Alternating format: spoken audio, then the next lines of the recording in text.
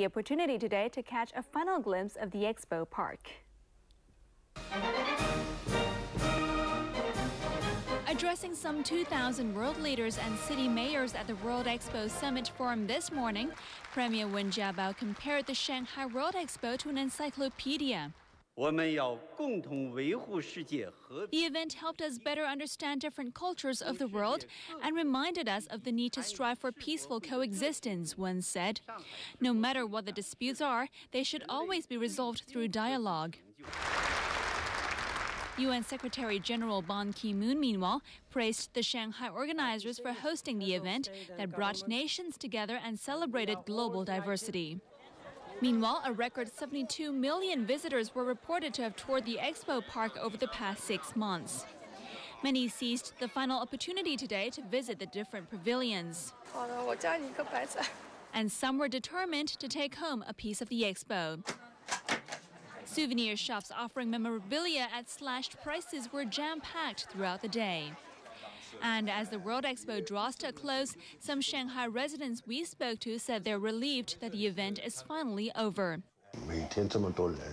Mr. Jiang lives right opposite the Expo Park, and sometimes he finds the crowds and the noise too much to bear. This man, however, told us he feels a little upset that the World Expo is coming to an end, a sentiment shared by many other Shanghai people who told us they're proud of their city for hosting such a successful event. A minibus driver was arrested for allegedly driving under the influence of drugs and possession of drugs after he got into a car crash in Happy Valley this afternoon. The accident happened on Yin Yum Street at around 1:30 p.m. The 34-year-old driver crashed his vehicle into a private car parked on the roadside. Apart from the driver, there was no one else on board the minibus. No one was injured, but the minibus driver was said to be not fully conscious when he got out of his vehicle. He was arrested after police found some ketamine pills on the driver's seat. There were 40 cases of drug driving in the first 9 months of the year. That's 5 times the figure for the whole of last year. Security forces in Yemen have arrested a female medical student suspected of posting bombs found on 2 cargo jets in the UK and Dubai. Meanwhile, officials have confirmed the devices were viable and could have destroyed the aircraft if they'd exploded. As security was taken up a notch in the Yemeni capital, Sana'a, police arrested a 22-year-old student nurse identified as Hanan al-Samawi. She was traced through a telephone number she left when posting the parcels. Saying she'd been set up, her lawyer says it's unlikely that a real terrorist would leave such incriminating evidence. Yemeni President Ali Abdullah Saleh said his country is cooperating with all countries concerned in the investigation, but that he doesn't want anyone else to interfere in Yemeni affairs. In Britain, Prime Minister David Cameron said in partnership with the United States, his government would be looking at what further steps should be taken to improve security. I've also spoken to President Saleh of the Yemen, making the point we have to do even more to crack down and cut out the cancer of Al-Qaeda in Yemen and the Arabian Peninsula. We have immediately banned packages coming to or through Britain from the Yemen, and we will be looking extremely carefully at any further steps we have to take. Britain's Home Secretary cleared up any scepticism about the sophistication of the devices. I can confirm that the device was viable and could have exploded. The target may have been an aircraft, and had it detonated, the aircraft could have been brought down. Despite the fact that it was actually Saudi Arabian intelligence that tipped off Western security agencies about the threat and even gave them the tracking numbers of the parcels, the U.S. Homeland Security Chief put a positive spin on America's ability to deal with similar threats. We're able, with the systems we already have in place, to immediately identify the packages, to segregate them, to begin looking at them from a forensic standpoint. Meanwhile, Jewish worshippers in Chicago were sanguine about the possibility that they'd been the target of the parcel bombs. The reaction is not to fear or to stop what you're doing, but to love more, to not be a hater.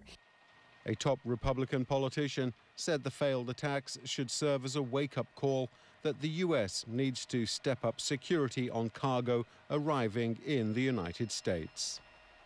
Meanwhile, the rise of al-Qaeda in Yemen has been of increasing concern among American intelligence officials. It's a concern also shared by Yemen's own government. This report from NBC News. The big problem with Yemen is that it cannot control all of its territory. Yemen is a traditional, largely tribal society. What most people may not know is that Yemen's government is pro-American. NBC News was taken by the government earlier this year to see its counterterrorism forces, who are trained with American cooperation. Yemen has often asked for more American help as it deals not only with active al-Qaeda cells, but 2 domestic wars. In northern Yemen, there's a conflict with Shiite rebels. In the south, another with a group that wants to break away. In areas where the government has little or no control, al-Qaeda has set up an aggressive franchise. There was the attack on the USS Cole off Yemen in 2000. Last Christmas, the plot to crash an airliner in Detroit came from Yemen.